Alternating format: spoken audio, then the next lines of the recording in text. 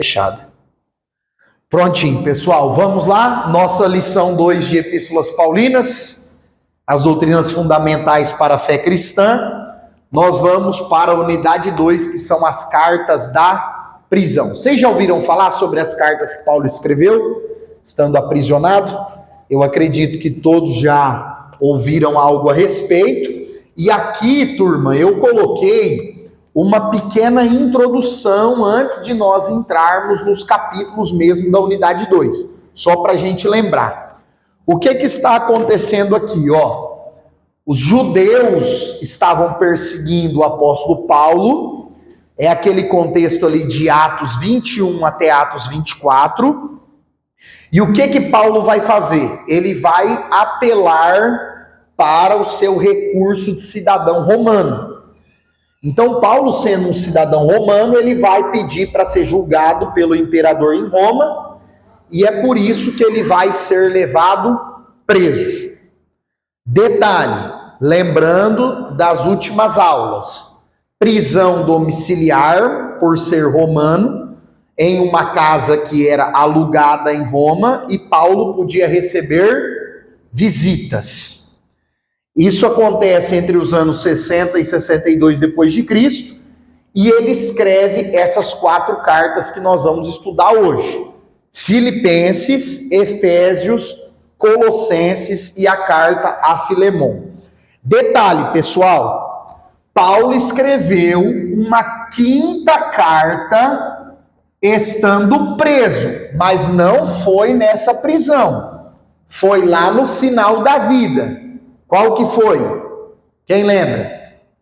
A última carta que Paulo escreveu, estava preso, prestes a morrer. Alguém lembra? A 2ª carta a Timóteo. Então, a segunda, se vocês um dia ouvirem falar assim, o apóstolo Paulo escreveu 5 cartas quando estava preso, isso está certo. Porque a pessoa está colocando 2 Timóteo também como uma carta de prisão. Então não é errado falar que Paulo escreveu 5 cartas estando na prisão. A diferença é essa. Aqui foi a prisão domiciliar em Roma, 4 cartas. E 2 Timóteo, Paulo escreve no final da vida, quando está prestes a morrer, martirizado. E aí nós vamos agora propriamente para o capítulo 1 dessa unidade de número 2, se vocês quiserem aí localizar, página 67. E a primeira carta que nós vamos estudar das 4 cartas da prisão é a carta de Filipenses. A alegria da experiência cristã. Gente, na opinião de vocês, do ponto de vista assim, humano, desse mundo, desconsidere por um momento o que a Bíblia fala sobre esse assunto e fale para mim o que as pessoas falam. O que é alegria? Se sentir bem. Se sentir bem. O que mais? Independente do que seja, fazer o que gosta. Fazer o que gosta. Seguir uma vez. Aí a senhora já está indo para o outro lado. Ter muito dinheiro, viver muito bem nessa terra. Tudo isso, se nós desconsiderarmos a Bíblia, são coisas que as pessoas pontuam como alegria. Viver só dando risada, só momentos bons, só notícia boa. As pessoas classificam isso como alegria. Quando nós olhamos para a Bíblia, a alegria, ela vai muito além de um simples sentimento de estar alegre ou feliz. Quando nós olhamos para a Bíblia, a alegria é um fruto do Espírito Santo, conforme nós falamos na aula passada do fruto do Espírito. E a alegria como fruto do Espírito, na nossa vida cristã, ela vai ser independente de momentos bons, de fazer apenas aquilo que queremos ou gostamos, de ter muito ou pouco dinheiro, muita ou pouca condição. A alegria do cristão, ela está alicerçada não é em coisas nem em pessoas, mas em apenas uma pessoa, que é quem? Jesus. Então, se a nossa vida está pautada em Cristo e nos princípios de Cristo, nós podemos desfrutar de alegria, da verdadeira alegria, independente do que está acontecendo. É a mesma situação da paz. Lembra que Jesus fala em João 14, a minha paz eu vos dou. Não a dou como o mundo dá. Porque paz para o mundo é o quê? Ausência de problema. Paz para o mundo é ausência de dificuldade. Paz para quem serve a Cristo, para quem serve a Deus, está ligado a uma capacidade de manter a tranquilidade e a confiança, mesmo que tudo esteja desmoronando. Como o brasileiro costuma citar, mesmo que tudo esteja de perna para o ar, a pessoa é capaz de estar confiante, tranquila e aguardando em Deus, porque essa é a verdadeira paz. E Paulo trabalha a ideia da verdadeira alegria na carta aos Filipenses. Gente, Filipenses tem 4 capítulos, quantos? 16 vezes ele fala da alegria, é muita coisa. Para 4 capítulos, 16 menções de alegria é muita coisa, pessoal. E o que é o mais fantástico aqui? Paulo estava preso. Gente, uma coisa era se Paulo tivesse na casa dele, ou na casa dos irmãos. Olha, Paulo está em Jerusalém, junto com os apóstolos, pregando, ganhando alma, curando os enfermos, expulsando os demônios. Nossa, como que Paulo está alegre. É muito doido, Nath, como você mesmo, é muito doido. Porque isso aí é chamado, gente, de algo que é um paradoxo. O que é um paradoxo? É uma aparente contradição. Algo que você olha e fala, isso aí choca com a realidade. O camarada está preso, ele não sabe o que vai ser. Dali daquela prisão, os estudiosos falam que Paulo saiu e ficou mais um tempo livre.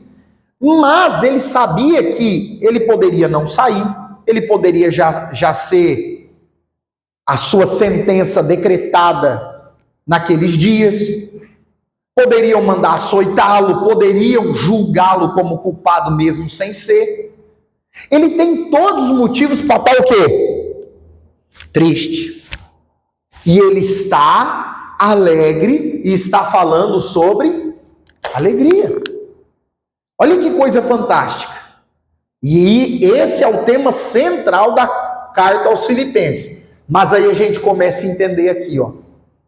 Porque Paulo começa a escrever na carta sobre, irmãos, a alegria da salvação. Percebe como que já muda? Ele não vai falar da alegria por algo que ele conquistou. A alegria por um sonho que ele realizou. Não. Primeira coisa, alegria por conta da salvação. A prisão impediu Paulo de crer que ele era um salvo em Cristo? Não. Então ele permanece alegre. E aí, dentro da alegria da salvação, ele lembra os irmãos de Filipos sobre a graça de Deus. Ele lembra os irmãos sobre o amor fraternal.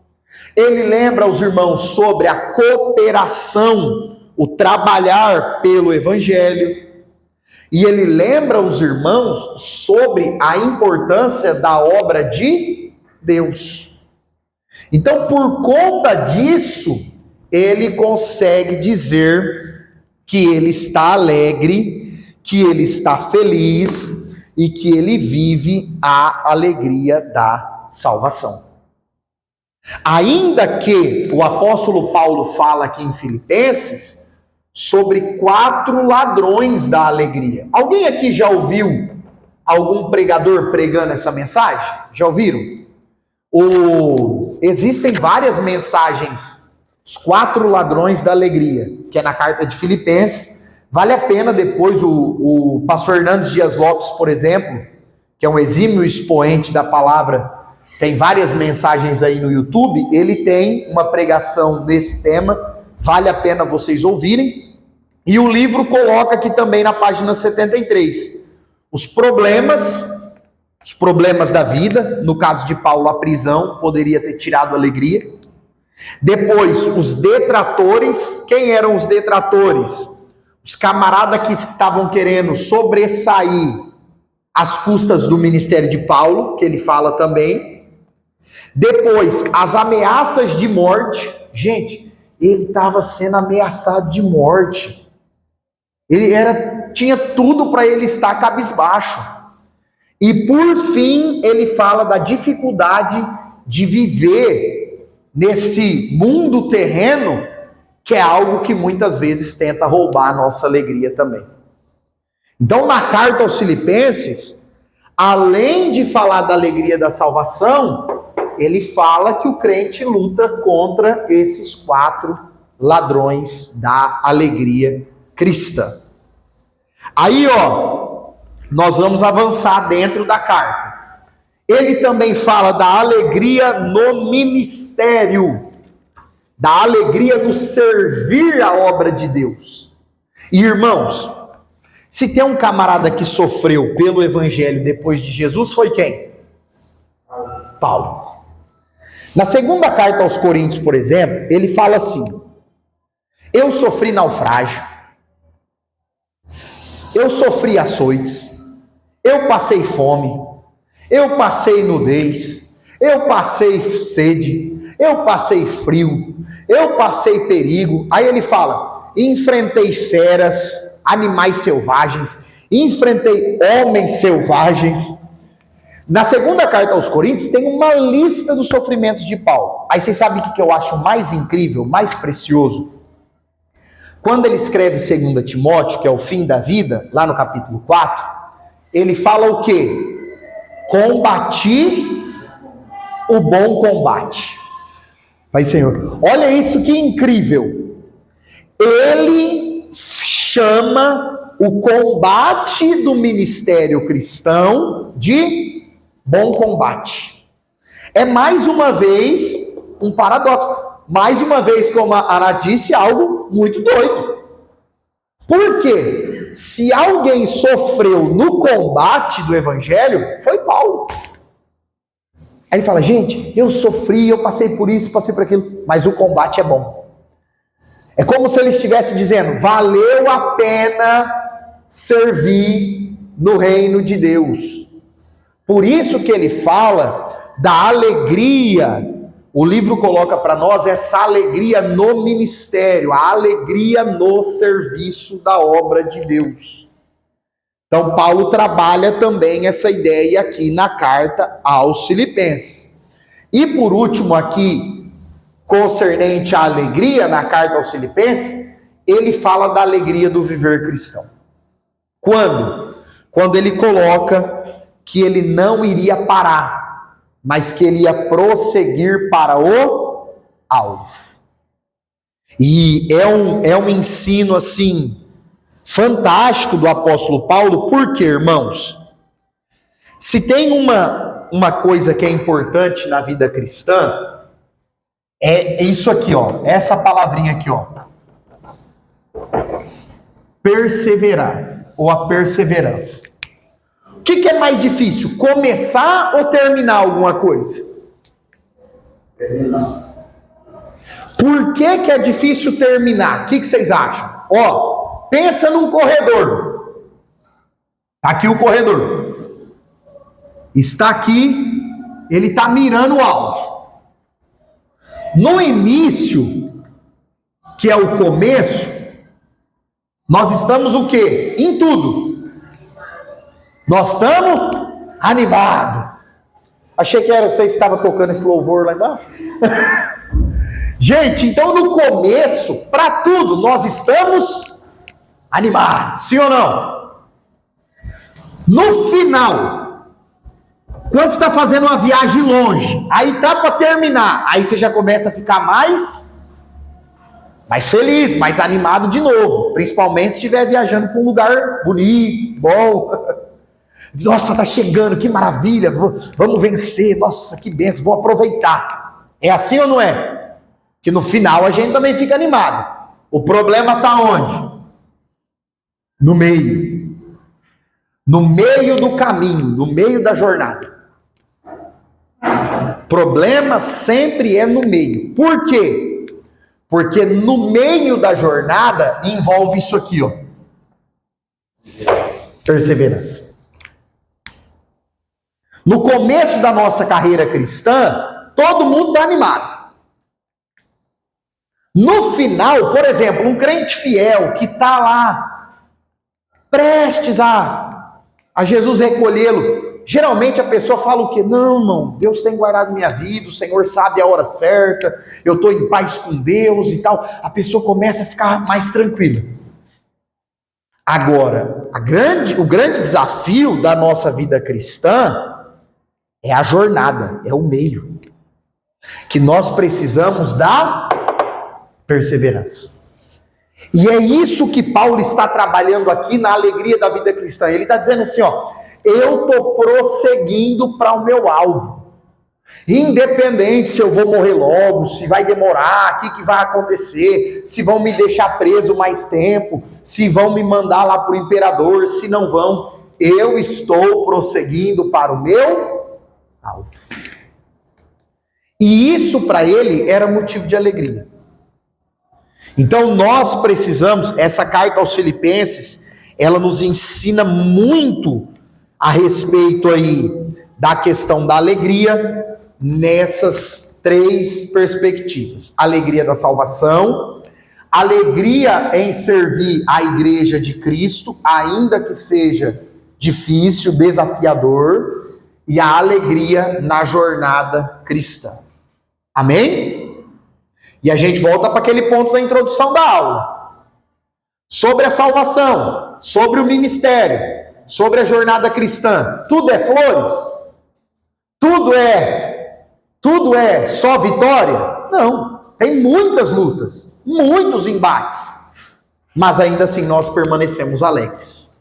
Amém? E ele conclui a carta aos Filipenses trazendo também algumas bases da unidade cristã. É um assunto que ele vai trabalhar também em Efésios, mas o que Paulo vai trabalhar aqui em Filipenses a respeito da unidade? Ele fala sobre a necessidade dos crentes em promover um trabalho em harmonia. Por isso que o apóstolo Paulo coloca que eles não deveriam, na obra de Deus, no trabalho de Deus, buscar o benefício deles, e sim o benefício maior, que era o reino de Deus. E irmãos, se tem uma coisa que é importante para a unidade do corpo de Cristo, é isso. Porque o que nós precisamos entender? Que a unidade, ela acontece na diversidade. Cada cristão é um, cada pessoa é uma, e Deus respeita isso. E aí somos nós que temos que ter esse jogo de cintura, essa maturidade na vida cristã, para buscar o crescimento, o foco maior no trabalho do reino de Deus. Amém? Aí nós vamos lá para Efésios agora, capítulo 2, por gentileza. Se vocês quiserem localizar no livro, página 77. Queridos, assim como Romanos, que é considerada aí uma das cartas mais relevantes, os teólogos também colocam Efésios e a chamam de rainha das epístolas, a carta aos Efésios. O que nós temos para trabalhar aqui em Efésios? O livro coloca esse subtítulo da espiritualidade do cristão. Alguns detalhes interessantes sobre a carta aos Efésios. Primeiro, a igreja em Éfeso cresceu, assim como a de Filipos, cresceu com o trabalho missionário de Paulo. E isso está lá em Atos, Atos 16, Atos 17, Atos 18, Atos 19. O crescimento da igreja em Éfeso é um negócio tremendo, poderoso. Vocês lembram que lá tinha o templo da deusa Diana, a Bíblia fala? E até os artífices que faziam imagem da deusa perderam o emprego. Porque o povo se converteu, parou de comprar os bichinhos. Parou de comprar as imagens da deusa que os camaradas faziam. Então a igreja começa sim em Éfeso de uma forma poderosa. Qual que é o problema? Começa a se infiltrar na igreja de Éfeso falsos mestres, falsos ensinadores. E começam a trazer algumas influências de filosofias religiosas. E esse camarada, esse personagem que aparece na carta, chamado Epáfras, ele informa Paulo sobre isso. Epáfras vai visitar o apóstolo Paulo e comenta com ele, olha Paulo, sabe aquele assunto? Por exemplo, Paulo fala em Efésios 2 da doutrina do pecado, que nós estávamos mortos nos nossos delitos, nos nossos pecados, e aí ele fala da salvação pela graça. Então o que Epáfras fez? Olha Paulo, estão ensinando que o ser humano não é pecador. Estão ensinando que é possível se salvar sozinho. E aí o que Paulo vem e ensina no capítulo 2? A pecaminosidade do homem e a graça de Deus para a salvação das pessoas. Então esse personagem, o Epáfras, ele é muito relevante dentro do contexto da carta aos Efésios. E irmãos, para vocês terem uma ideia aqui dessas filosofias religiosas, o que o apóstolo Paulo está combatendo não é o estudo da filosofia, não é.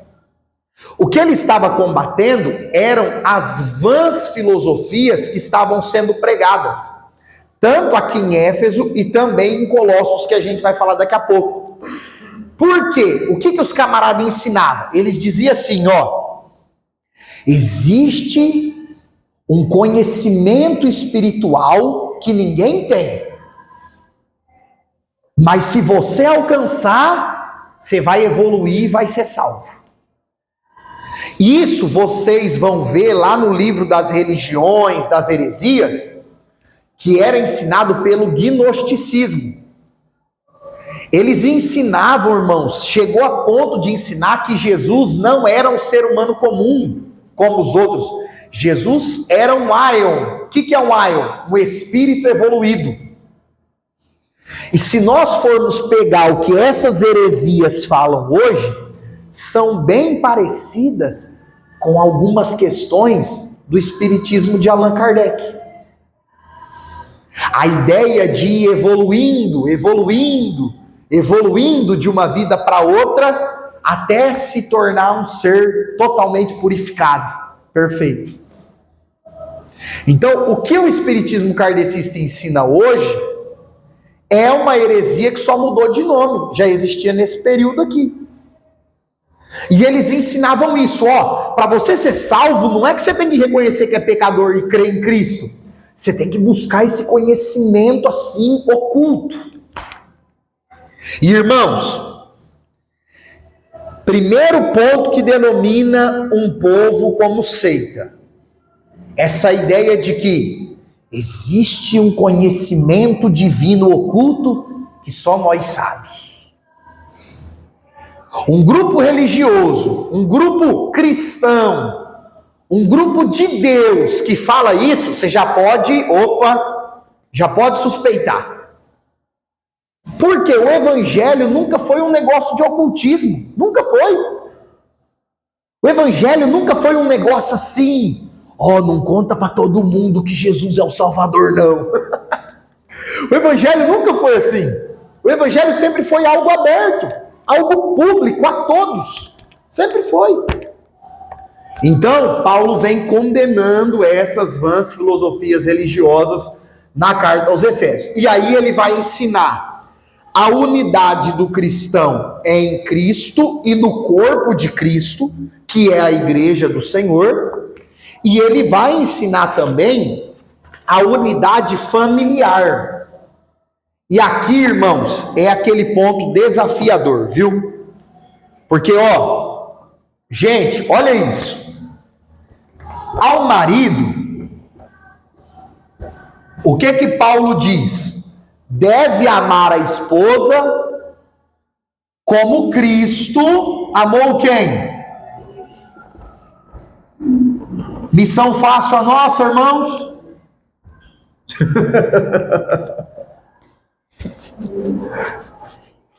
Aí, a esposa, que não pode ficar ruim só pra gente, né? Misericórdia.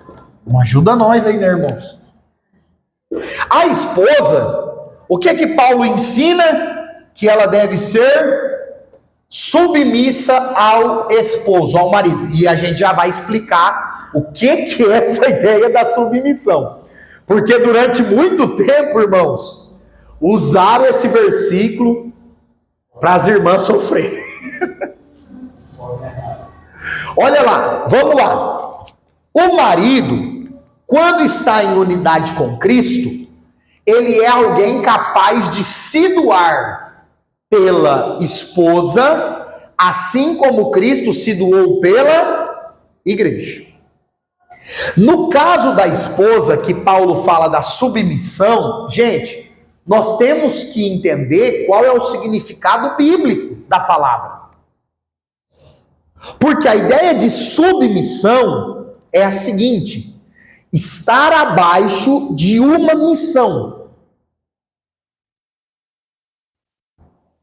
Se submeter nada mais é do que se meter, se colocar debaixo da função ou da missão de alguém.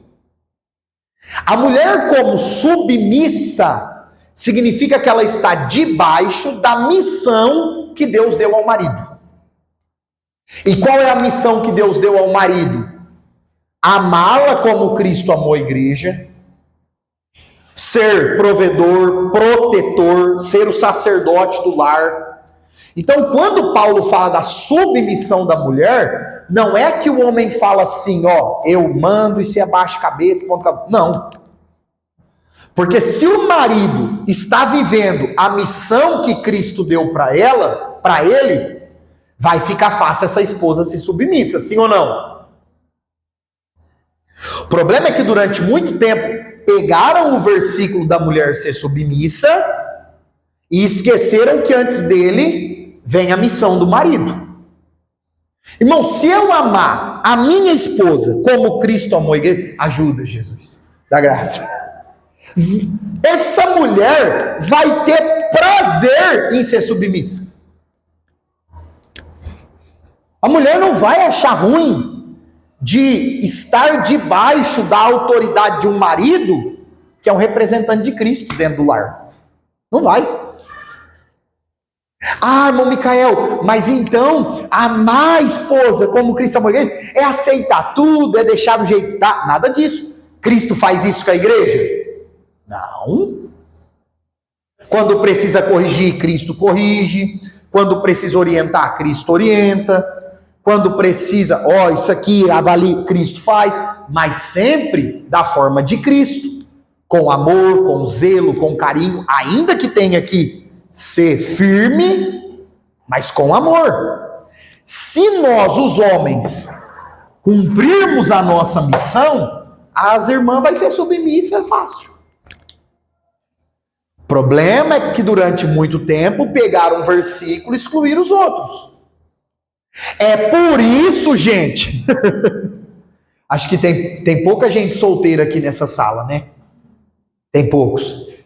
Mas é por isso que quando Jesus falou para os apóstolos sobre casar, o que eles falaram? Então não convém casar. Aí Jesus falou para eles o quê? Para Deus tem coisas que aos homens é impossível. Mas nada é impossível para Deus. Como Jesus estivesse dizendo assim, quem escolher não casar, viver o celibato, Vai fazer uma escolha boa. Porém, Paulo fala depois em Coríntios que quem escolher não casar, fazer essa escolha, aí vai ter que viver a vida inteira renunciando aí os desejos da carne que são aceitos apenas dentro do casamento, a questão da sexualidade. Mas os apóstolos falaram para Jesus: Jesus, se o casamento é um negócio tão sério assim, tá difícil, hein? Sei não, hein, Jesus? Vou pensar umas 3 vezes. Mas por quê? Porque Jesus ensinou para eles que o casamento era coisa séria. Tanto a missão do marido quanto a da esposa. Aí depois, irmãos, Paulo fala sobre os filhos. Essa unidade familiar não é só marido e esposa, é os filhos também. E aí o que ele fala? Que os filhos devem ser obedientes aos pais e que os pais não devem irar os filhos. Ah, irmão Micael, qual que é essa ideia dos pais irar os filhos? Os pais promoverem situações em que ao invés de demonstrar o amor, o cuidado, o zelo, a correta correção, a correta orientação, provocar ira nos filhos.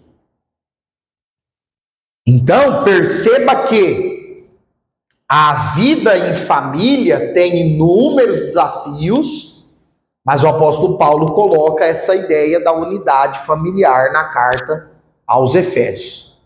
Irmãos, nós tivemos na outra turma da sexta uma disciplina de família cristã. E o resumo do estudo da família cristã é um só. Nós só teremos igrejas firmes, igrejas fortes, se tivermos o quê? Famílias fortes. Muitos dos problemas que os pastores enfrentam nas igrejas hoje não são problemas que acontecem no âmbito igreja. São problemas que vêm do âmbito familiar. E aí, querido, se eu e você não estivermos bem em família, nós vamos estar bem aonde? Lugar nenhum.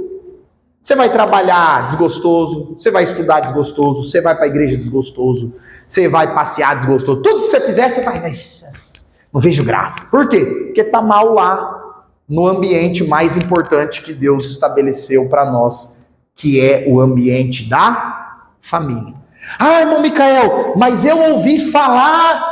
Quem aqui já ouviu falar da pirâmide evangélica? A pirâmide evangélica. A pirâmide, irmão Giovanni.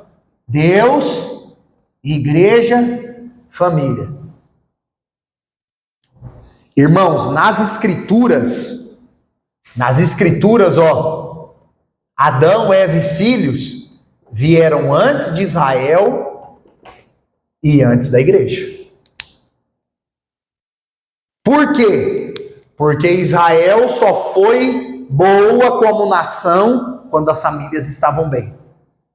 E a igreja só vai bem quando as famílias vão bem. Amém? Muitas pessoas se gabam até hoje. E eu uso esse termo, se gabam, é de propósito mesmo, por conta de um orgulho religioso, uma jactância, uma soberba religiosa. Ó, irmão, eu vou na igreja 30 dias por mês. Aleluia. Irmão, o que acontece? Muita gente acredita que a vida cristã, e nós vamos concluir a aula com isso, a vida cristã, ela acontece só no ambiente de igreja. E eu tenho dito para vocês aqui nas aulas, porque isso é o que a Bíblia nos mostra. A vida cristã é a todo momento. Se você trabalha honestamente, fazendo o teu melhor, Deus é glorificado nisso, sim ou não? Se você está com a tua família, cuidando da esposa, a esposa cuidando do marido, cuidando dos filhos, com amor, com zelo, com carinho, Deus é glorificado nisso, sim ou não?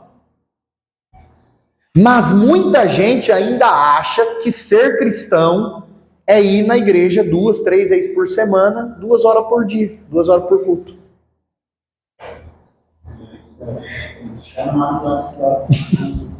Agora, o que acontece, irmão Giovanni? Existem dois extremos. Existem os que nunca querem ir, e existem os que se orgulham por estar na igreja 30 dias por mês.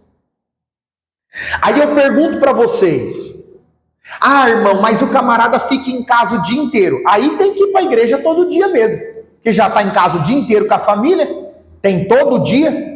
Mas essa não é a realidade de 99% dos crentes. Nós somos seres humanos comuns. A gente trabalha, estuda, precisei ir no médico, precisei sair, precisei resolver isso no centro da cidade, sim ou não? Como é que você vai estar na igreja 30 dias por mês? Que dia que é que você e eu, os maridões, vamos estar com a esposa? As irmãs, que dia e que hora que você vai ter para o seu esposo? E filhos, irmãos, quem tem sabe. Que chega dia e hora que eles falam assim: e aí? O meu lá, por exemplo, vai dar tempo hoje de bater uma bola? Pai, não vai no campo hoje de novo? E assim, irmãos, não, adianta eu e você olhar para eles e falar assim: não, senta aqui, vamos ler umas 70 páginas do livro da teologia. Não vai, não vão. Cada idade, a sua idade, os seus desafios. Então nós precisamos buscar esse equilíbrio na vida cristã. Nós precisamos. Nós necessitamos disso. Infelizmente, a porcentagem desse pessoal que se orgulha de estar 30 dias por mês na igreja, a porcentagem de filhos que se afastam dos caminhos do Senhor é gigante. Por quê? Porque a gente, e eu tenho dito para vocês, o nosso desafio como pais cristãos, quem não é ainda vai ser, não é ensinar as crianças na igreja. Porque se você for, nossa, hoje é dia de culto, que bom, glória a Deus. Se você fica alegre de ir na igreja, a criança vai aprender a ficar alegre de ir na igreja também. Não vai reclamar que tem culto. Mas o nosso maior desafio é ensiná-los a ter uma vida diária com Jesus. Esse é o problema, esse é o desafio. Ensiná-los que em casa também se ora, em casa também se lê a Bíblia, em casa também se serve a Deus, na rua, na escola, onde quer que esteja. Amém, queridos? Aí nós vamos avançar dentro, aqui ainda da carta aos Efésios, gente. Por quê? O livro separou o capítulo 3.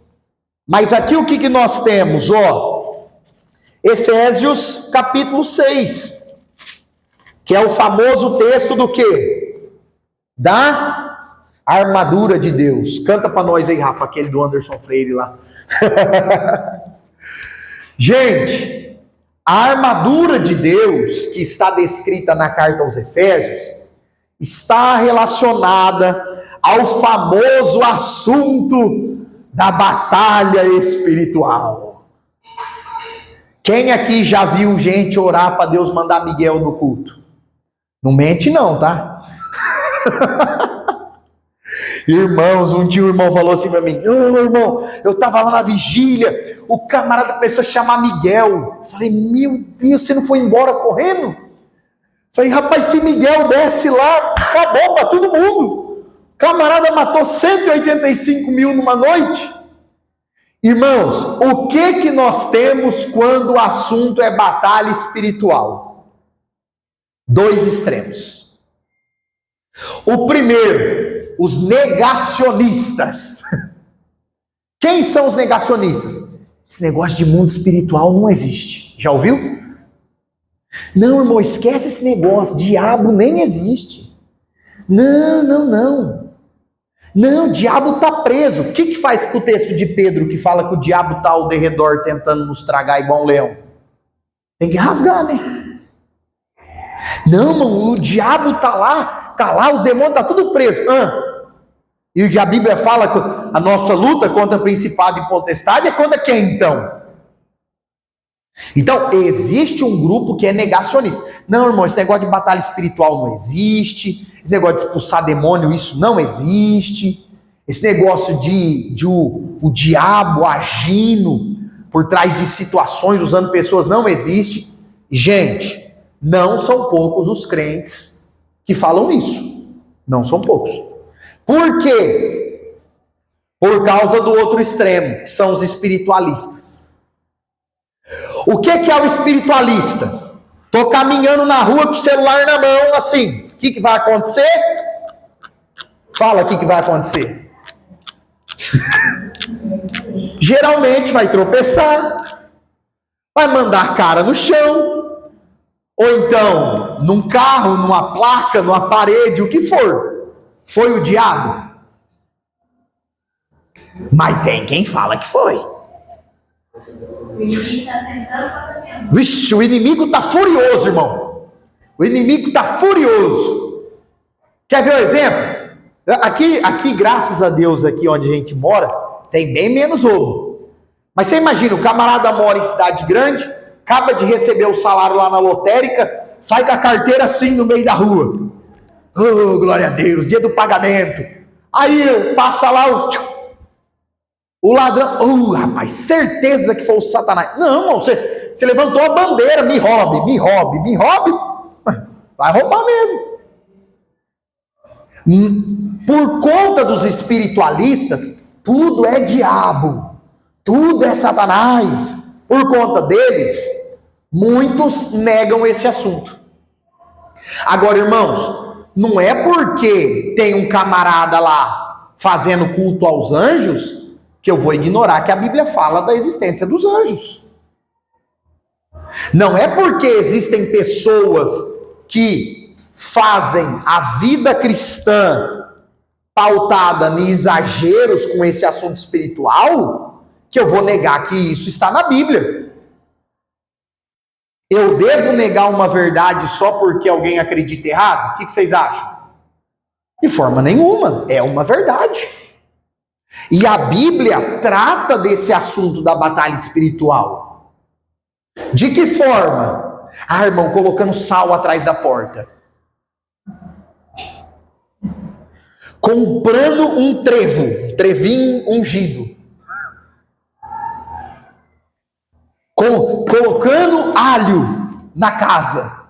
Eu acho que esse negócio é coisa de filme de vampiro, não é? De colocar alho para espantar coisa ruim. Gente, onde que vai a cabeça do povo? Tem esse negócio do sal. Teve uns irmãos uma vez saiu na internet, jogou sal em volta da igreja. Isso aí, irmãos, não é a batalha espiritual que a Bíblia coloca. O que a Bíblia coloca contra a batalha espiritual, Efésios 6, é a primeira coisa. Não é contra pessoas. Irmão, eu já percebi que alguém está sendo influenciado pelo maligno para me fazer mal. Eu vou me levantar contra aquela pessoa, vou me revoltar contra ela, vou brigar com ela. Não adianta. Se você realmente discerniu que é uma situação espiritual, você tem que orar. Não tem que brigar com ninguém. Porque o apóstolo Paulo fala que a nossa guerra não é contra a carne e sangue. Não é contra as pessoas. É contra os poderes espirituais. Que são o quê? Os demônios, gente. Paulo fala dos principados e potestades que são demônios. Ah, irmão Micael, qual que é o nome? Exu Caveira, Zé Pelintra. Irmão, vou falar uma coisa para vocês. Quem deu esses nomes para os demônios, sabe quem foi, né? Terreiro de Macumba. Foi o Espiritismo que deu esses nomes para os demônios. Ó, o da bebida é quem? É o Zé Pelintra, né? Ah, da prostituição é a Pomba Gira. Queria saber agora que esse monte de sigla agora se inventaram uns nomes novos para esses demônios que tem aí. Aí, tranca-rua, caveira. Aí sabe o que acontece? O camarada tá no culto, Você já viu isso que eu sei. O camarada tá no culto, meu Vanessa. Aí fica assim, vem aqui o dono da cabeça. Que dono da cabeça, gente? Vem aqui, Exu não sei o quê, vem aqui. Parece que ao invés de fazer o que a Bíblia manda, impõe a mão no nome de Jesus e expulsa, a pessoa quer fazer uma invocação no culto. Faz uma invocação, né? Ao invés de ir lá com a autoridade do nome de Jesus e expulsar, aí faz até entrevista. Qual é o teu nome? Aí dá um microfone. O que você veio fazer aqui? Matar. Sempre é só essa história com o demônio. Matar a pessoa, matar. Você vai sair, não vois. Tu vais, não vois. Aí fica, aí irmão, o culto que é para Deus, vira um show. Um show dos demônios no culto. Não é isso de batalha espiritual que a Bíblia ensina. Ah, irmão Micael, mas fala dos principados, das potestades, dos demônios. O que é que Jesus ensina? Impõe as mãos e expulsa na autoridade do nome de Jesus. Ah, mas eu queria saber o nome dele. Que saber nome, gente? Pela Bíblia, os nomes que aparecem não é para demônios, é para o diabo. É Belial, Apolion, as próprias denominações, diabo, que é acusador, o Satanás, tentador. São esses nomes, Beuzebu, são esses nomes que o Beuzebu era o nome aplicado lá ao Deus das moscas. Quem saiu dando esses nomes para os demônios foi o pessoal do espiritismo. Aí a gente pega e traz isso para dentro do culto. Não pode. Ah, irmão Micael, mas manifestou demônios. Em nome de Jesus, põe as mãos, ore, na autoridade do nome de Jesus, os demônios têm que sair. É isso de batalha espiritual que a Bíblia nos ensina. E outra, essas batalhas acontecem principalmente nos lugares celestiais. Ou seja, no mundo espiritual, não visível. Isso já aconteceu com todos nós.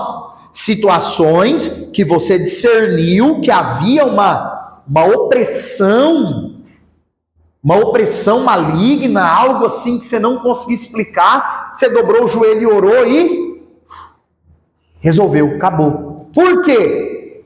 É uma situação de ordem espiritual. Ah, irmão Micael, mas não está acontecendo aqui na minha frente, não estou vendo nada. Sim, porque acontece nos lugares celestiais, é nas regiões celestiais, não acontece aqui. E aí nós temos que ter essa maturidade, nem de negar isso, porque isso é bíblico, e nem de sair achando, irmão, que tudo é demônio. Eu conheço irmão, por exemplo, só chega atrasado no serviço, não deveria, né? Aí, meu patrão é endemoniado, fica bravo comigo todo dia. Opa, calma aí, irmão. Será que é o seu patrão que está falhando aí na missão? Então, tem a pessoa que fica negando a verdade do mundo espiritual e tem os que espiritualizam tudo. Tem gente que fala assim, acordei hoje, vou orar para ver se é de Deus eu trabalhar, irmão. Por que você não ora para saber se é de Deus comer? Almoçar, jantar, que é bom, todo mundo gosta. Ninguém ora para saber se é de Deus tomar um refrigerante gelado num calor desse. Deixa eu ver se é de Deus ligar um ar-condicionado e descansar. Então, existem os dois extremos, infelizmente. Sim. Nem relevante essa pergunta, faz diferença, mas eu só reflexo bem. Assim como os anjos têm as suas divisões e as suas funções, os demônios também têm? Muito boa pergunta, Gabi. Olha só. Pelas palavras que Paulo usa, principados, potestades, o que parece-nos pelo Novo Testamento é que existem classes de demônios específicas. Com funções diferentes. Alguns acreditam, e aí, gente, não dá para afirmar com certeza, Lembra daquela regrinha? A gente só afirma com certeza o que a Bíblia fala com clareza. Se não tiver claro, não é certeza, é uma hipótese. Existe uma hipótese, alguns colocam, de que determinados demônios agem em áreas específicas. Lugares, países. Mas dentro desse assunto tem os extremistas. Que aí coloca assim, esse é os demônios brasileiros, aquele é os demônios europeus. Aí quer ir para um extremo, que aí já é algo que fica difícil. Mas pode ser que exista sim demônios de classes separadas que trabalham em regiões e em situações específicas. Isso é fato. Agora, gente, o que nós temos que entender? O Satanás, e isso é chamado de dualismo. Dualismo. Isso é muito ensinado principalmente para as crianças. Olha, o bem está em guerra contra o mal. Mas o que a Bíblia nos mostra? Satanás já é um derrotado. Satanás já perdeu. Ah, irmão, mas achei que ele estava lá sim com Deus, brigando de espada. Não, irmão, não. Satanás já está derrotado. Cristo já o derrotou quando triunfou na cruz. O Satanás, ele não está lá em guerra com Deus. O diabo, ele está fazendo guerra contra o povo de Deus. Contra nós. Por isso que você vai ver alguém falar assim, eu estava na igreja, passava por tanta luta, saí da igreja, a vida ficou boa. Já ouviu isso? De pessoa que se afasta? Nossa, irmão, parece que eu saí da igreja, as lutas, nossa, resolveu os problemas, a vida está melhor. Por quê? Qual é o intuito do adversário de atacar alguém que já pertence a ele? Então, o que a Bíblia mostra é que o Satanás, ele é astuto, ele é inteligentíssimo. Ele é como um organizador, um gestor, que está ali comandando os demônios que estão a seu serviço. Contra quem? Lá contra Deus? Não. Contra o povo de Deus. Contra a igreja de Jesus. Agora, irmãos, o Novo Testamento é muito claro. Nós estamos em guerra contra as forças do mal. Eles são poderosos, porém, não têm todo o poder. Os demônios, o Satanás, tem poder, mas não tem todo o poder, só fazem, só vão até onde a vontade de Deus permite, não podem ir além. Outro ponto, são malignos, e qual que é o sentido aí? De maldade. O que o ser humano, o que o diabo quer é acabar com a vida do ser humano. É fazer o homem distanciar-se cada vez mais de Deus e se afundar no pecado, na perdição. E são astutos. Diante disso, Paulo fala que o cristão possui a armadura de Deus. Aqui está uma ilustraçãozinha do que era um soldado romano. Só para contextualizar, vocês lembram que Paulo estava preso numa prisão domiciliar em Roma. Lembram disso? E todos os dias vinha quem lá para ficar com Paulo, para vigiá-lo? Os soldados romanos. Então é como se Paulo estivesse ali, recebeu a revelação de Deus para escrever a carta aos Efésios, está escrevendo. Aí Job, ele dá uma olhada para o soldado e fala: rapaz, isso aqui dá um mistério. Olha que coisa, isso faz sentido. O cristão é um soldado, é um combatente. E aí ele usa essa linguagem figurada para falar do cinto da verdade. Se vocês quiserem olhar aí no livro, ó, tem uma imagem bem legal, página 87. Ele fala sobre cingir, vestir o cinto da verdade, que era amarrado na cintura do soldado. Depois ele fala da couraça da justiça. A couraça, irmãos, é como se fosse essa parte que cobre o tórax, toda a parte superior do soldado. Depois ele fala calçar os pés com as sandálias ou as botas do evangelho da paz. Depois ele fala do escudo da fé. Depois o capacete da salvação e a espada do Espírito, que é a palavra de detalhe. Vocês já pararam para notar que são 5 instrumentos de defesa e 1 de ataque? A única armadura de ataque contra o maligno é a palavra de Deus. Ah, não, Micael, por que tem mais instrumentos aí de preparação e de defesa do que de ataque? Porque somos nós que somos atacados o tempo todo. Nós somos diariamente, 24 horas atacados pelas forças, pelo maligno, pelas forças do maligno, pelo intento de Satanás. Ah, não, Micael, para quê?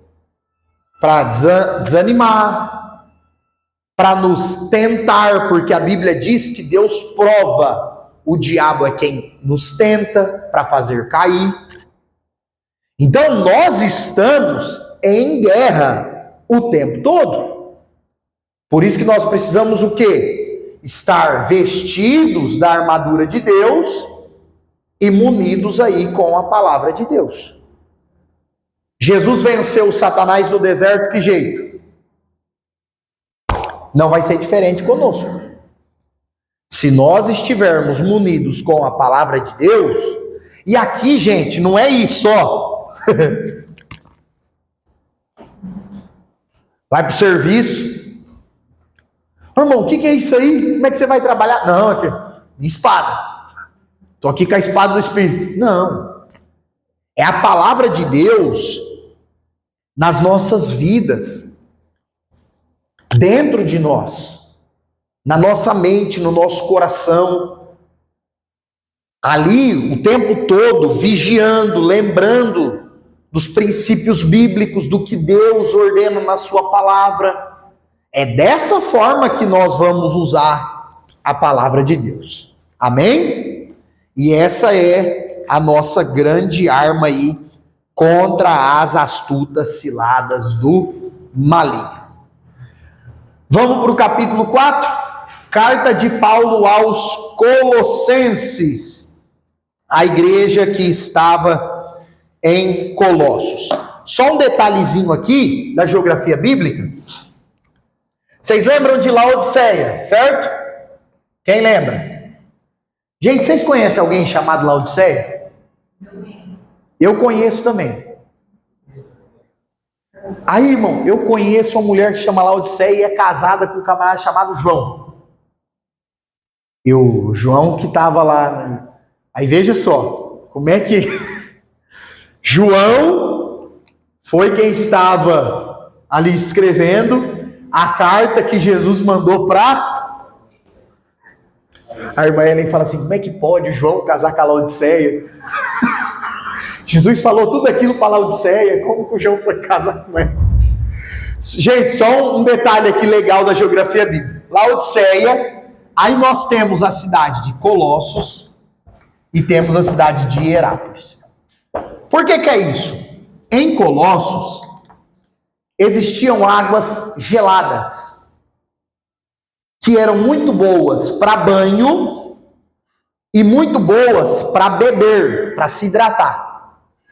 Em Hierápolis, era tipo termas dos Laranjais, águas quentes, águas deliciosas, águas para tratamento dos seres humanos. Em Laodiceia, o que acontecia? As águas que chegavam eram águas mornas. Por isso que você vai ver lá em Apocalipse, Jesus falando o quê? Tenho, porém, contra ti que não és frio nem quente, vocês são mornos. É por isso que nós não devemos sair lendo um versículo e interpretando. Ah, irmão, é verdade, água fria é boa, água quente também, água morna é ruim. Não, nós precisamos entender o contexto que esse versículo foi escrito. Quando Jesus fala, vocês são mornos, o que Jesus está dizendo? Vocês não são nem como colossos, que são boas para banho e para hidratar, e também não são medicinais como Hierápolis. Vocês estão aí não servindo nem para um ponto, nem para o outro. Por isso que Jesus fala que a igreja de Laodiceia era uma igreja morna. É por isso. E quando nós falamos da carta aos Colossenses, é legal lembrar que ela estava inserida nessa região aqui. E o que Paulo vai trabalhar na carta aos Colossenses? A ideia da supremacia de Cristo, o Cristo exaltado. Irmãos, é uma das cartas mais lindas do apóstolo Paulo. Se você nunca leu, leia, é curtinha. E o que está acontecendo? Assim como na igreja de Éfeso, ataques dos falsos mestres pregando heresias. Uma das heresias que eram pregadas, além das vãs filosofias que nós já comentamos na carta de Éfeso, uma das heresias que era pregada em Colossos era a volta do judaísmo. Lembra que a gente falou disso na aula passada? Não, cristianismo não é judaísmo e nós não podemos voltar aos costumes do judaísmo. Em Colossos, os falsos mestres estavam ensinando isso de novo.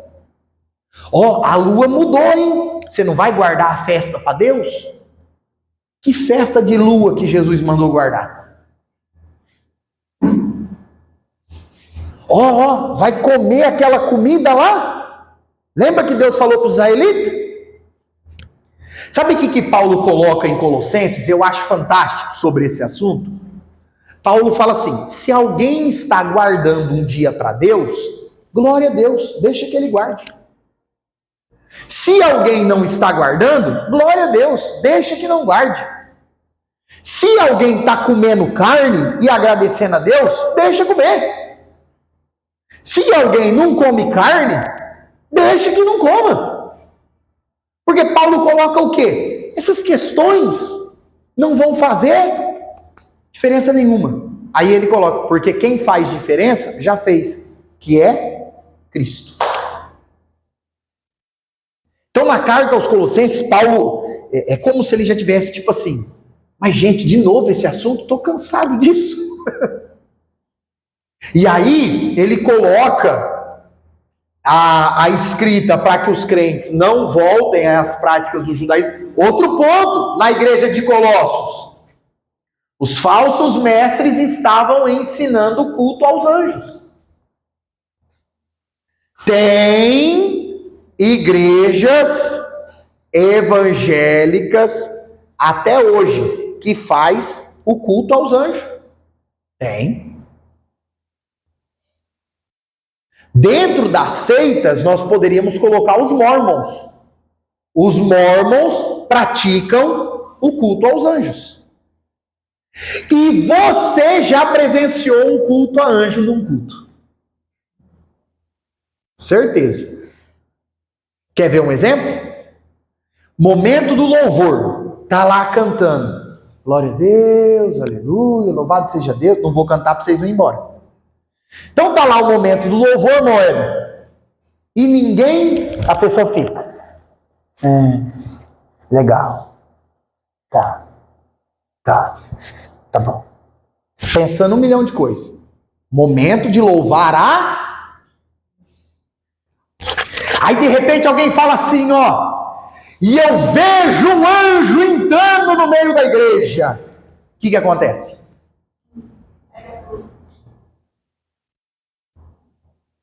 Irmão, se a pessoa fala assim, Jesus está aqui, Deus Pai está aqui, o Espírito Santo está aqui, eu não esboço uma reação de alegria. Que negócio é esse de eu esboçar reação de alegria porque um anjo está aqui? Ué, como assim?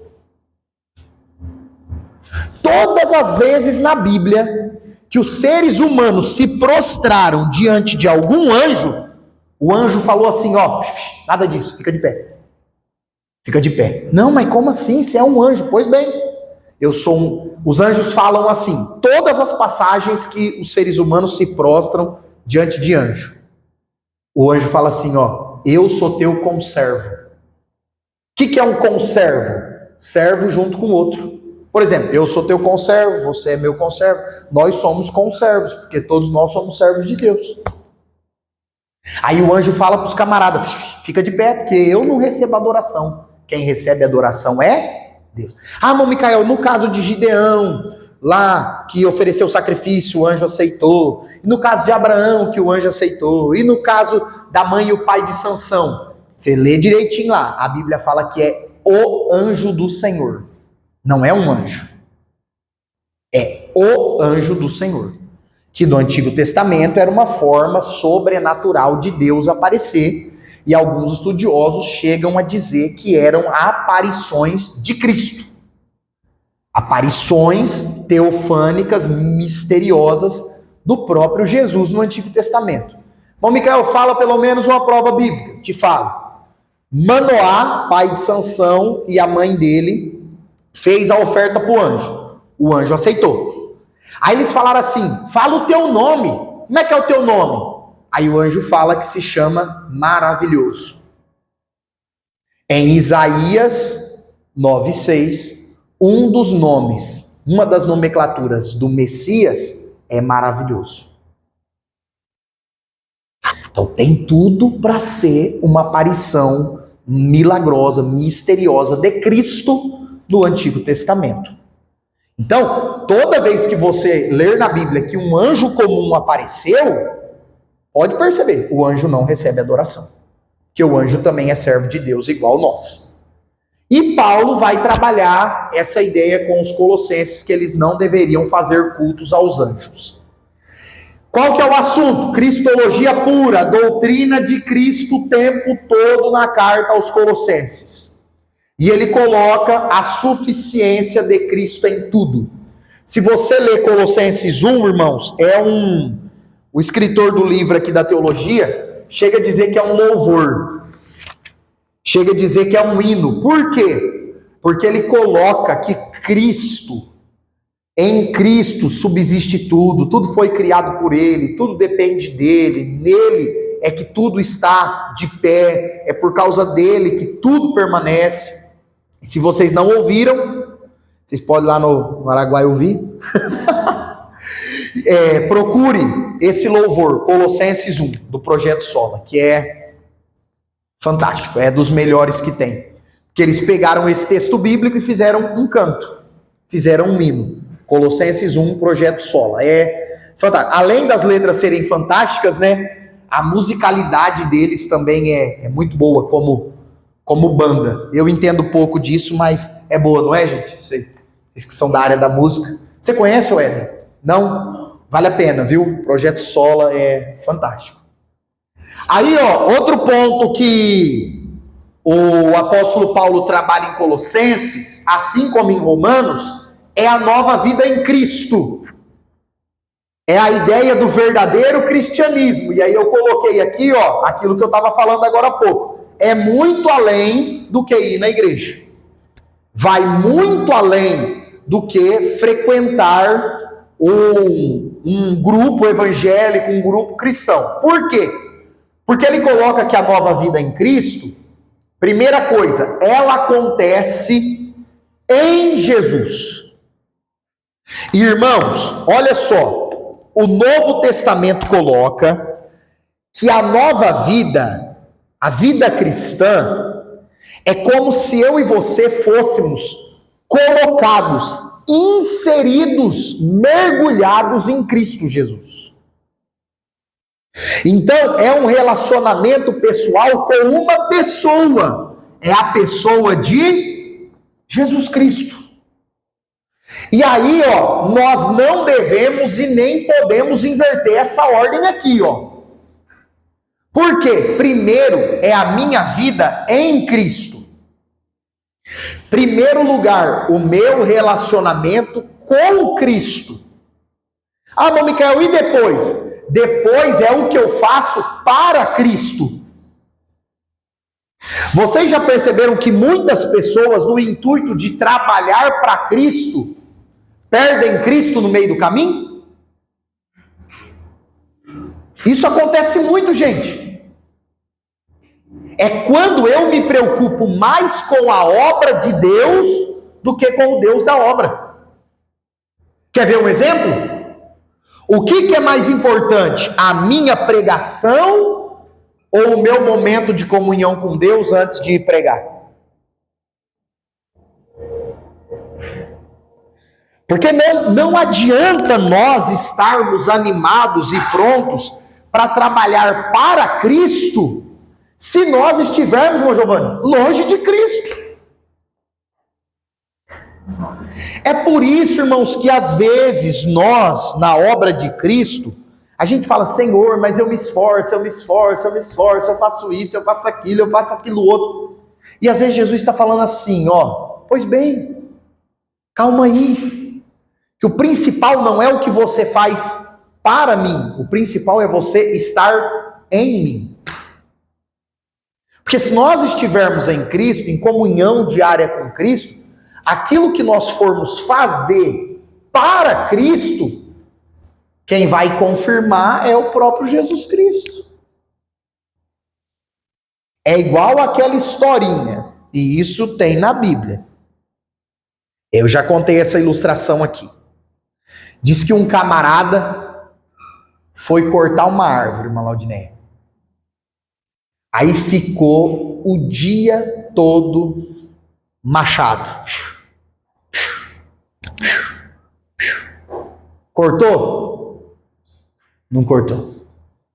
Aí vou ter que ligar para alguém, um jardineiro, um camarada que entende para vir derrubar essa bendita dessa árvore. Aí contratou o camarada. Aí o camarada chegou 7 horas, pegou uma lima e tá lá no machado, ó. E foi 9 horas, 11 horas, 2 horas da tarde. Ele falou, mas esse camarada não vai arrancar árvore, vou pagar o dia à toa. Esse camarada vai me cobrar o dia só para vir afiar machado? Não vai virar nada? Eu fiquei o dia inteiro e não cortou? Aí disse que o camarada foi lá, irmão, ó, meia horinha, ó, tum, tum, tum, tum. A árvore caiu. Aí ficou maluco, meu irmão. Como é que pode, rapaz? Meia hora, assim, ó, derrubou a árvore, fiquei aí ontem o dia inteiro. O camarada falou, pois bem, quanto tempo que você ficou afiando o machado? Não afiei machado não. Pois bem, você ia bater a vida inteira e não ia cair a árvore. Quanto mais tempo você passar afiando o machado, menos força você vai fazer.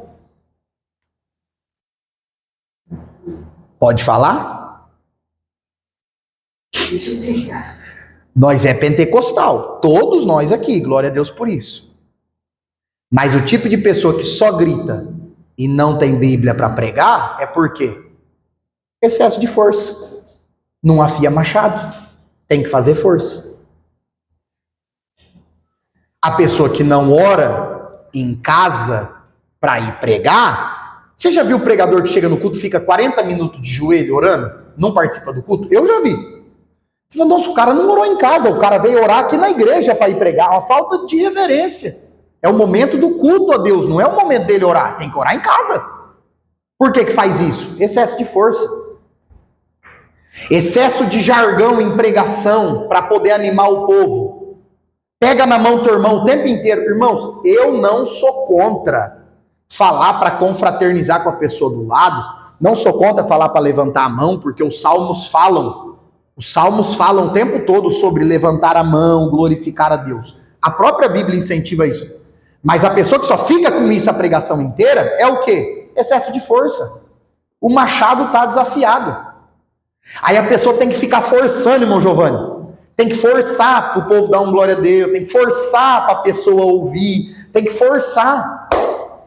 Irmãos, nós não precisamos fazer força no trabalho para Cristo. O que nós precisamos é viver em Cristo. Se a gente viver em Cristo, o trabalho para Cristo, ele se torna menos árduo. Às vezes, algum amigo fala assim: Mica, eu não consigo preparar uma palavra.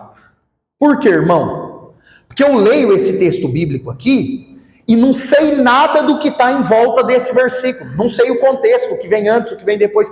Eu falo: pois bem, você precisa parar de ler a Bíblia para pregar e ler a Bíblia para viver.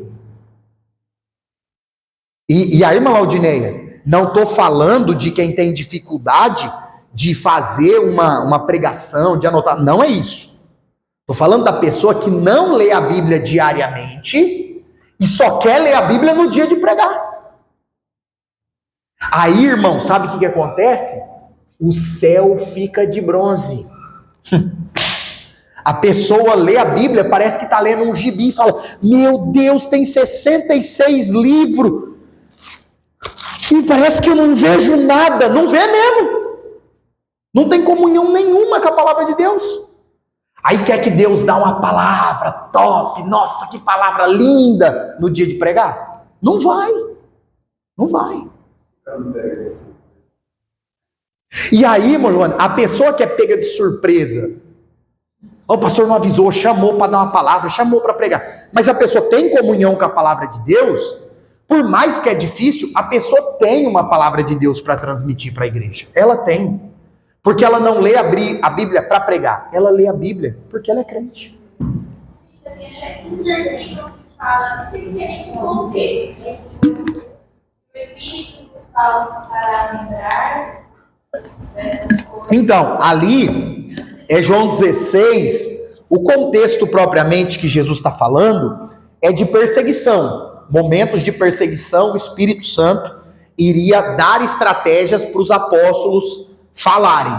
Mas pode ser aplicado. Por quê? Porque o Espírito só vai fazer a gente lembrar do que nós aprendemos da palavra de Deus. E por fim, a nova vida, primeiro é em Cristo, um relacionamento pessoal com Jesus, depois o nosso trabalho para Cristo, e por fim, aí nós podemos dizer: eu estou vivendo por Cristo, na dependência de Cristo, na direção de Cristo, no amor de Cristo. Então, não devemos e nem podemos inverter esta ordem. Amém? Isso aqui é muito perigoso hoje em dia, principalmente isso aqui. Porque nós, seres humanos, a maioria pelo menos, é proativo. Eu tenho que fazer alguma coisa, eu tenho que fazer alguma coisa. Nossa Deus, o que eu tenho que fazer? Nossa Deus, me mostra onde eu tenho que ir, para quem que eu tenho que pregar. E às vezes Deus está falando assim: você só precisa dobrar o joelho e ficar 10 minutos aí. Mas ficar 10 minutos aqui falando o quê, João? Falando nada. Ficar 10 minutos aí que eu vou... É como se Jesus falasse: é eu que vou te falar uns negócios agora. Prepara o couro. Vamos para o capítulo 5, carta de Paulo a Filemon. Quem aqui já leu Filemon? Tem um capítulo, hein, gente? Vigia. Irmãos, olha só. A carta de Paulo a Filemon, todos já ouviram pregações em Filemon? Todos vocês já ouviram? Nunca ouviu, João? Olha aí. Irmãos, a carta de Filemon, ou a Filemon, que é escrita por Paulo, ela é a carta da reconciliação. É como se fosse um bilhete, como se Paulo tivesse escrito um bilhete, eu acho que é o vento, um bilhete da reconciliação. É o vento ou estão batendo? Abre lá, irmã Laudineia, deixa aberto esse misericórdia. Será que é o vento impetuoso? Pode deixar aberto, Claudinei. Coloque essa... Tá um vento? Nossa. Coloque essa cadeira aí, Malaudineia, por favor, para segurar ela. Olha só, queridos, a carta fala de 3 personagens. Quantos personagens? O primeiro é o Filemon, que é um fazendeiro. É como se fosse um fazendeiro nos nossos dias. O segundo personagem é o Onésimo, que era um escravo. Irmãos, detalhe, o escravo, no período da Bíblia, existia a questão dos escravos. mas o escravo era como um trabalhador. Então a Bíblia, se você não vai ver a Bíblia usar o termo funcionário, colaborador, como o mundo corporativo usa hoje. Não. Vai usar o termo grego ali no Novo Testamento é doulos, que é servo, um escravo, um servo. E aí o que acontece? O Onésimo é o servo do Filemão, é o escravo. E Paulo é o apóstolo, é o intercessor. O que aconteceu? Tem duas teorias, irmão Giovanni, que o apóstolo Paulo não deixa muito claro na carta a Filemão qual das duas que foi. Mas olha só as opções. Acredita-se que Filemão roubou o seu patrão Onésimo e fugiu. Foi embora. Então a primeira teoria é essa. Filemão estava lá trabalhando, roubou alguma coisa de valor de Onésimo, estava lá trabalhando, roubou alguma coisa de valor de Filemão e desapareceu. Foi embora. A outra teoria é que o Filemão, que é o patrão, enviou Onésimo, que era o escravo, até a cidade de Roma para comprar alguma coisa. E lá em Roma, o escravo Onésimo ficou vislumbrado com a grande cidade e gastou todo o dinheiro. Ficou com medo de voltar aí, ser morto e não voltou. Desapareceu do mapa. Agora, irmão, só uma coisa para você, olha aqui, olha aqui. O homem foge do radar dos homens, mas não foge do radar de Deus. Não foge. Aonde é que o bendito, ou não tão bendito assim, que aprontou alguma coisa, do escravo Onésimo foi parar? Lá em Paulo. Olha o contexto. Pela lei da época, o Filemão, que era o patrão, tinha o direito de matar o Onésimo, porque roubou ele. Então, se Onésimo aparecesse, Filemão, tem misericórdia de mim, eu gastei tudo, nossa, fiquei tão animado lá em Roma, aquela coisa bonita, saí fazendo coisa errada, gastei todo o dinheiro. Pois bem, você vai ser morto. Pela lei, Filemão podia mandar matar o Onésimo. Agora, o que vai acontecer? O fugitivo, que é o Onésimo, encontrou o apóstolo Paulo. Aonde a Bíblia não fala.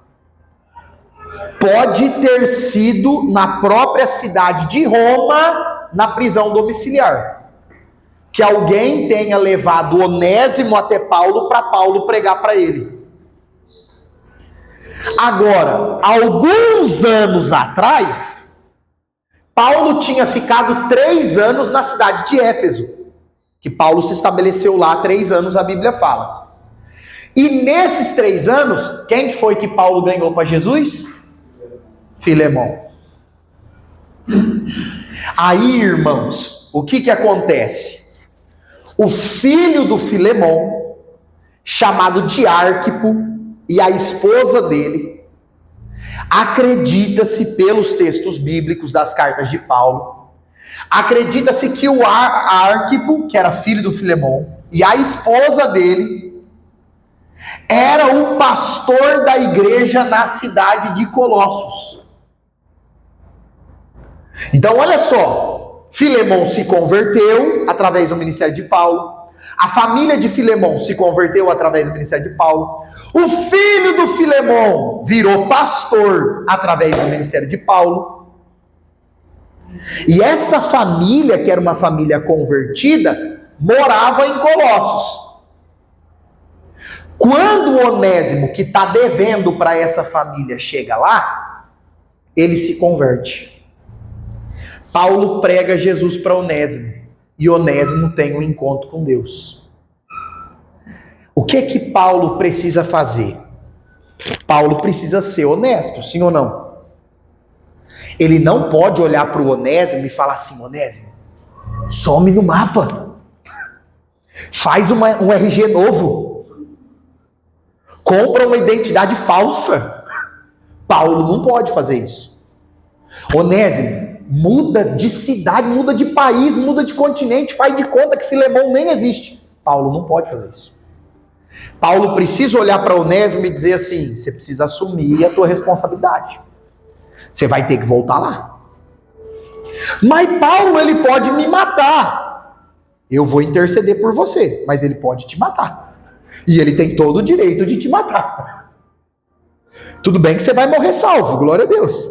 Vai para o céu, não vai mais para o inferno, já está bem melhor. Mas ele pode te matar. A lei permitia. Então o que o apóstolo Paulo vai fazer? Ele vai orientar Onésimo a voltar a Filemão, porém, ele vai enviar uma carta para Filemão. Uma carta de reconciliação. Dizendo que, Filemão, Onésimo te roubou. Ele está indo aí pedir perdão para você. Ele sabe que você pode matar ele. Porém, pega tudo que ele te roubou e coloca na minha conta. Do ponto de vista humano, irmãos, Filemão e toda a família tinha uma dívida de gratidão com Paulo, não tinha? Por Paulo ter pregado para eles, discipulado eles. E o próprio filho do Filemão se tornou pastor da igreja de Colossos. Uma bênção, uma família abençoada. Era uma dívida de gratidão. Então Paulo fala para ele, ó, tudo que Onésimo te fez, coloca na minha conta. O que vocês veem em Paulo aí, irmãos? Paulo se coloca como um intercessor. Um advogado de defesa, para interceder, para pedir misericórdia para o Onésimo. Eu pergunto para vocês, Onésimo merecia misericórdia?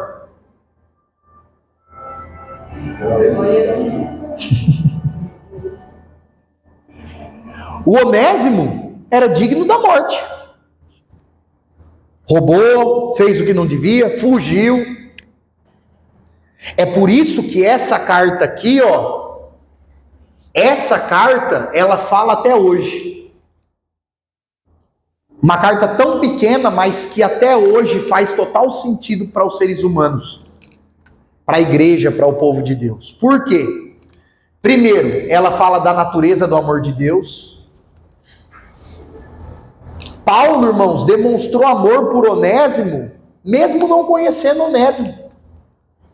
Mas ele o amou. Outro ponto, os princípios de liderança, por quê? Porque Paulo se coloca como um líder disposto a interceder por alguém, a clamar o favor por alguém. Depois, os frutos de conversão. E aqui, ó, Paulo está testando a conversão de Onésimo. Você se converteu mesmo? Converti. Então, ainda que morra, volta lá e assume teu problema. E está testando a conversão de Filemão. Você se converteu mesmo, Filemão? Converti. Então perdoa ele. Porque Cristo perdoou a gente. De uma forma ilustrativa, figurada, metafórica, irmãos, todos nós somos Onésimos. Todos nós somos o Onésimo.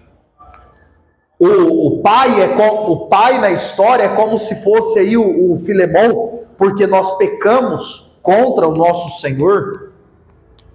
Como se fosse a ilha de Deus, né? A justiça, a justa justiça de Deus. E Cristo é o nosso intercessor, bem maior do que Paulo. Irmãos, isso é extraordinário, porque quem intercedeu por nós diante do Pai não foi um homem, não foi o Paulo, não foi o apóstolo, não foi nem Maria, que o catolicismo, está lá intercedendo, não. Quem intercedeu por nós lá diante do Pai, que nós éramos o Onésimo, dignos de sermos mortos, foi o próprio Deus Filho Jesus. Então todos nós éramos como Onésimo, merecedores da morte, do castigo, da ira do Senhor, mas alguém intercedeu por nós. E nós fomos aceitos de volta. E assim como o Onésimo, nós não fomos aceitos para ser um escravo que é obrigado a servir. Nós fomos aceitos para sermos livres. Nós fomos aceitos para agora viver em liberdade. E porque Cristo nos libertou, nós escolhemos permanecer servindo a Ele. Amém? Se um dia você ouvir a história do escravo da orelha furada, que o Antigo Testamento fala, é sobre isso. Quando um senhor comprava um escravo e libertava ele, e o escravo amava muito, estava muito agradecido ao seu senhor, ele pegava e fazia um furão na orelha. Não é furinho, brinquinho, não. Era um furão. Por quê? Aonde ele passava, as pessoas diziam: lá vai o escravo, que foi liberto, mas decidiu continuar servindo o seu senhor. Isso aconteceu com Onésimo, e graças a Deus não é fisicamente, porque como é que voltava, hein? Misericórdia. Não aconteceu fisicamente, mas espiritualmente isso aconteceu conosco. Cristo nos libertou, nos fez livres, e por amor, por gratidão, por devoção, por adoração, nós estamos servindo a Ele até que Ele venha. Amém? Deus abençoe. Essas são as 4 cartas da prisão que o apóstolo Paulo escreveu. O que vocês acham? Paulo estava tão preso assim ou estava mais solto do que parece? Vamos orar? Tá com uma foto assim.